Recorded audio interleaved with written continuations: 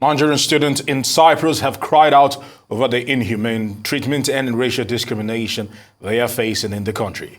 The students, who are seeking help from the Nigerian government, lament they are being deported on arrival at the airport for establishing contacts with individuals in southern Cyprus, while they are also being forced to pay their tuition fees in pounds, while other foreign students pay in Turkish lira. Students called on the chairman CEO of the Nigerians in Diaspora Commission, Abike Dabiri Erewa, to come to their help. On her part, Dabiri Erewa said that Northern Cyprus is becoming a dangerous transit route for migrants. Joining us to discuss the development in Cyprus is Olasubomi, Iginla-Aina. Good to have you here on News. Thank you very much. It's quite heartbreaking. This has been happening for quite a while, because this is not a new situation, but I'm sure it's gotten past breaking point for some of these people to have cried out this much. Talk to us about this. Yeah, thank you very much. I started hearing about this incident about 3 years ago. Yes. I've been receiving text messages, phone calls from different parts of the world with regards to this matter of Cyprus, ill treatment towards African students and all that, especially Nigerians. So I decided to investigate further. I was in Cyprus in May of this year, and I had a tour. I visited the African communities. I had meetings with the Nigerian students, NANS. I had meetings with the government of Cyprus.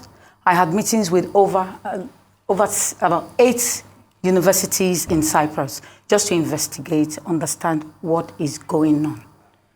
And to be honest with you, there is no perfect society. True. I spoke to our African students. A majority of them told me that Cyprus is actually a secure place for them to stay in. However, there are issues that they are confronted with. Issues, for example, they have issues with language barrier, that some of them, when it's time to communicate, when they have issues, and it's time to go to the police, maybe the police does not understand your language, and then you don't understand how to address such a problem. They mentioned issues about agents, that there are some agents that collect a lot of money from Nigeria, especially because a lot of the community that really spoke out to me was the Nigerian community. So there are some people that call themselves agents, but truly they are fake agents. Okay. They come in and then they tell the young people in Nigeria to say, when you get to Cyprus today, you can get a job today, and everything is fine, bed of roses, everything is okay. You know, they're unable to manage expectations of these young people. So these young people give a lot of money to these so-called agents. On arrival in Cyprus, some of them even come in with as low as $300 after paying millions to agents, only to discover that they are there for years, they don't have a job. Cyprus is a very small community. It's a small island. And the government confessed to me that we don't have all these things that these young people are expecting to get here.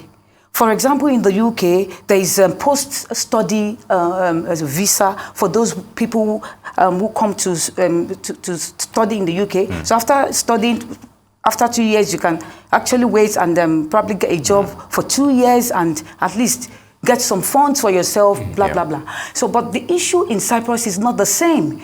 When you come here, the primary objective of you going to Cyprus must be that you're going there to study and not going there to work.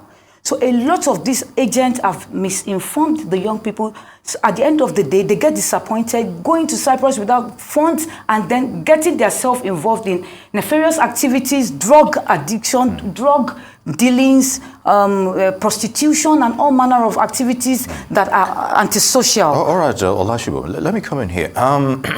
We're also hearing issues about unpaid scholarship allowances. Now, between the federal and state governments, which arm is most negligent here?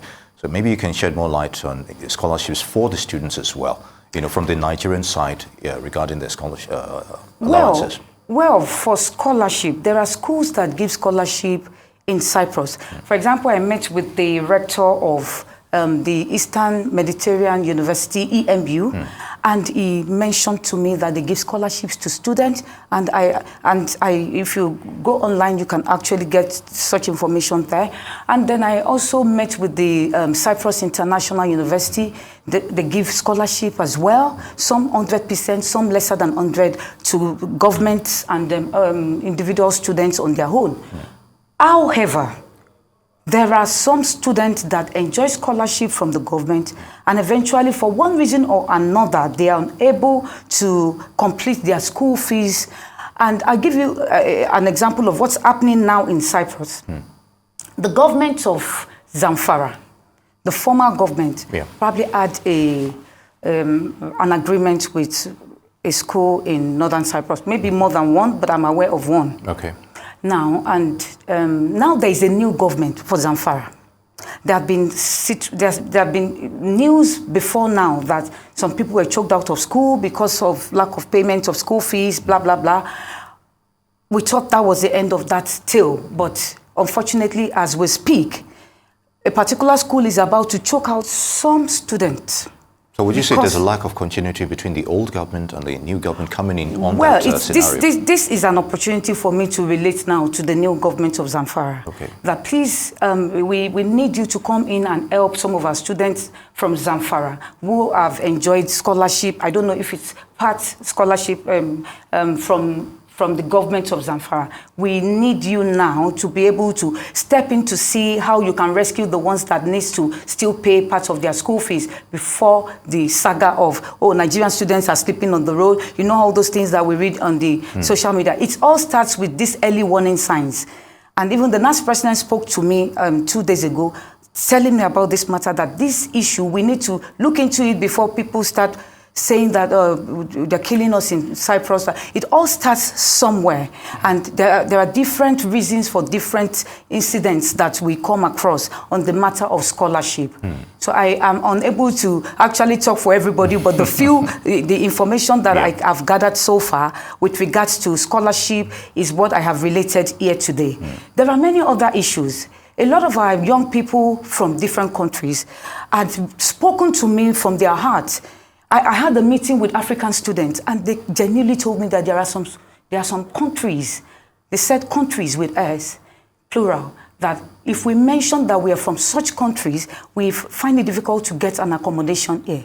So I said, could you kindly tell me these countries that you're talking about? And they said, Nigeria. So which other country? Only Nigeria. You mentioned only Nigeria.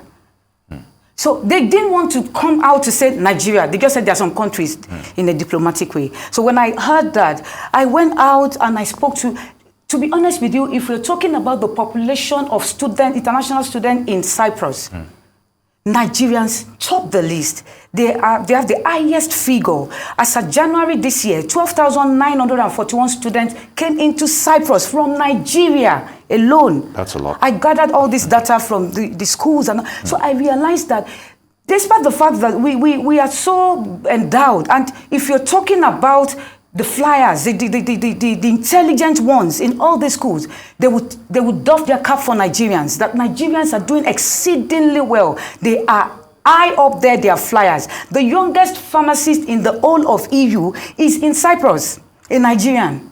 There are so many flyers there, but unfortunately, when they're now talking about the issue of crime, they will tell you, Nigerians. All right, for clarity's sake, before I ask my next question, is this a general theme? Understanding that Cyprus is divided into two, because in your conversation I've heard you mention Northern Cyprus, which is controlled by Turkey and the South Cyprus. Yeah. So is this a blanket issue generally in Cyprus? Because from our own findings over the years, we hear that one part of Cyprus is better than the other. That's what they always advise people, that don't go to this side of Cyprus. I'm not sure if it's the north or the south. So this particular issue we are talking about right now, is it a geographical issue, or is it a general issue with Cyprus itself?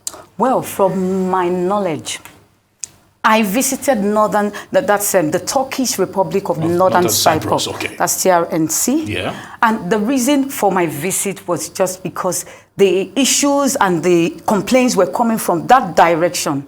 So more than the south. More than the south. So, because so that means the south is the better part of Cyprus as against the north. I didn't say that. I just said that. Or we have more of these problems in the north as against the south. Well, what I can say is that because I got a lot of calls, a lot of information of incidents in Northern Cyprus, I traveled towards that direction. Okay. Because, again, I represent African young people through the State of African Diaspora as a minister for young people, for the youth and development. So I am always in tune with information about what's happening with African students here and there. So because of all the news that are coming from the Turkish Republic of Northern Cyprus, I traveled that direction. And when I got there, I realized that truly there are incidents that we need to look into. And to be honest with you, aside the fact that our young people had even Africans and Nigerians complained about Nigerians. Wow. For each of the meetings I went to, they said, look, our people, we need to talk to them. Parents sent children to Northern Cyprus and other countries of the world without monitoring these children. There is a need for our parents to monitor these children. Just don't leave them like that. You can secure them with mentors, people that can look out for them, and not just say that it's only phone call. Some of these students are involved in all manner of things that you cannot believe. I went from place to place in Cyprus, and somebody was telling them, people were telling me the same story, that they found a Nigerian going to the burial ground to sleep for morning ritual. This is not pleasant. But the same Nigerians are the flyers, they are the best. So it's like when the schools want Nigerians because they know that they are the ones who break the records. But they are just concerned about this bit of this story. So what do you make about the social media sensations that are called the Happy Boys?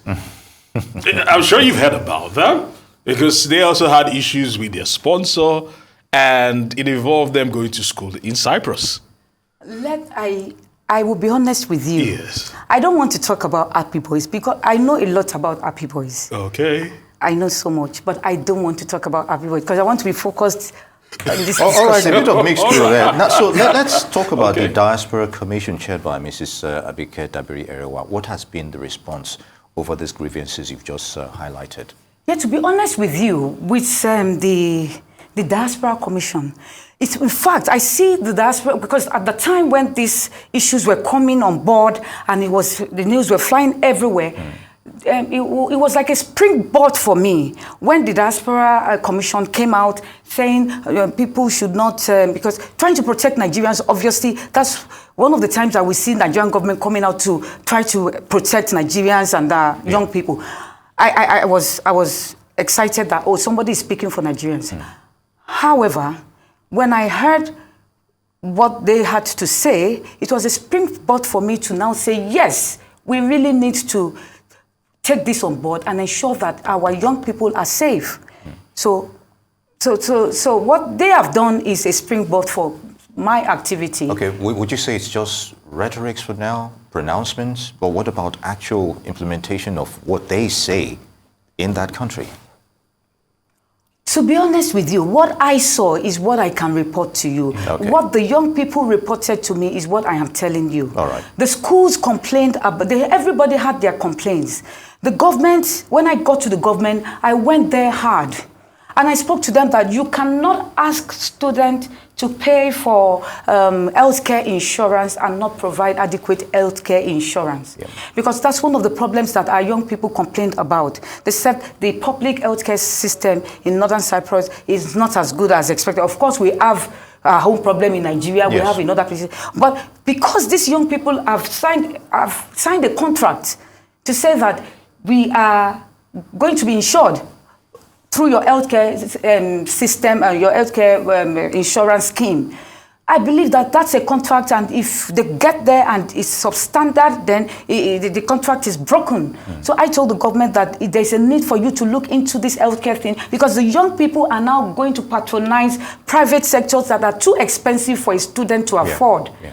And they told me outrightly that they would look into it. I also brought up the issue of the language barrier. Said, you are an you're a country that most of your income Well, a lot of your income, let me put it that way, a lot of your income comes from international students.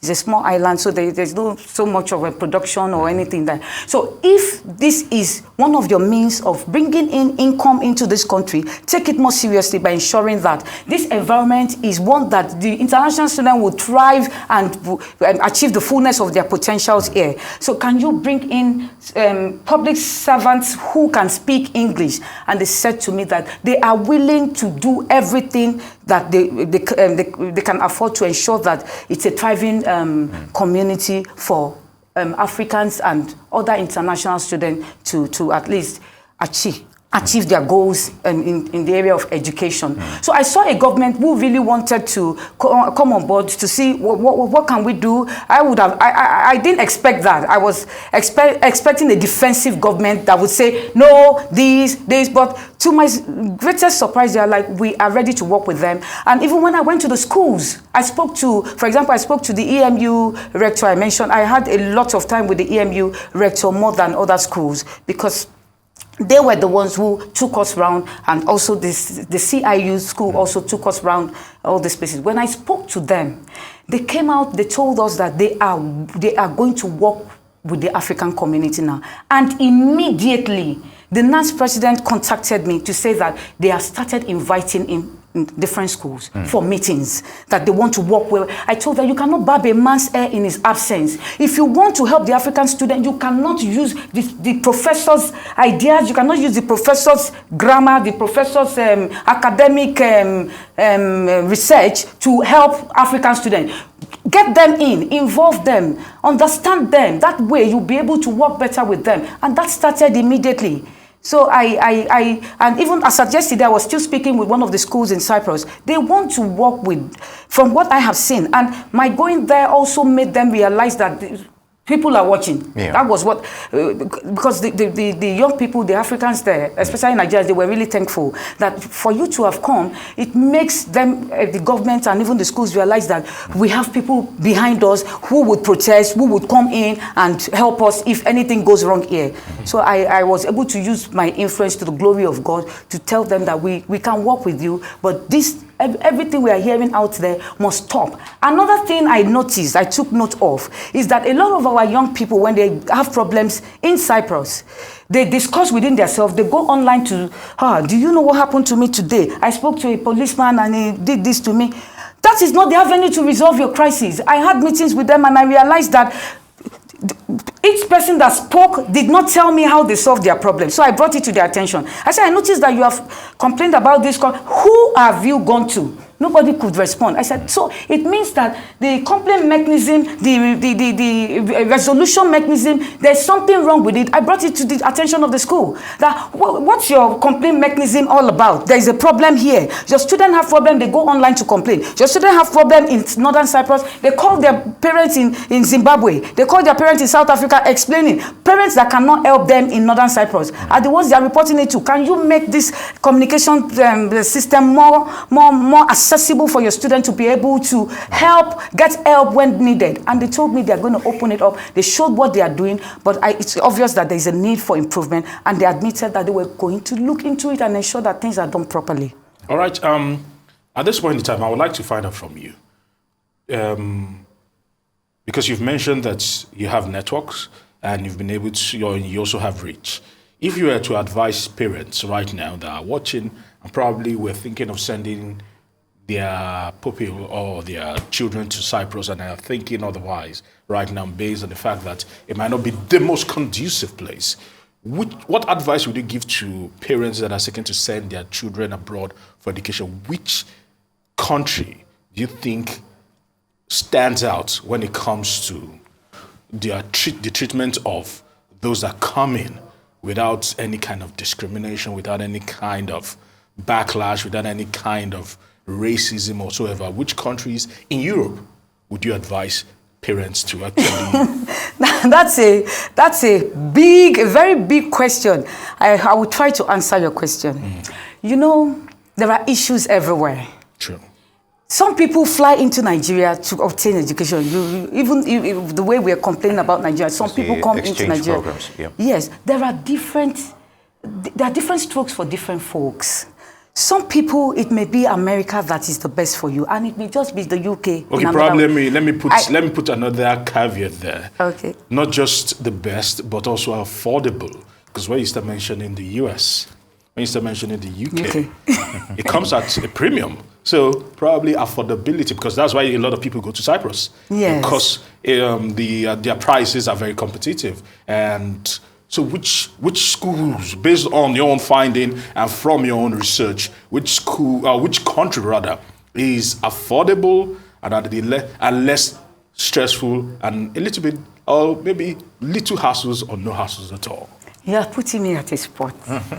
But let me But you can help, because you will be helping people that are actually watching this particular conversation go on. Because let me tell you, yes. let me start with from the point of view of the Turkish Republic of Northern Cyprus. Yeah. The schools there are affordable. I went to a number of schools.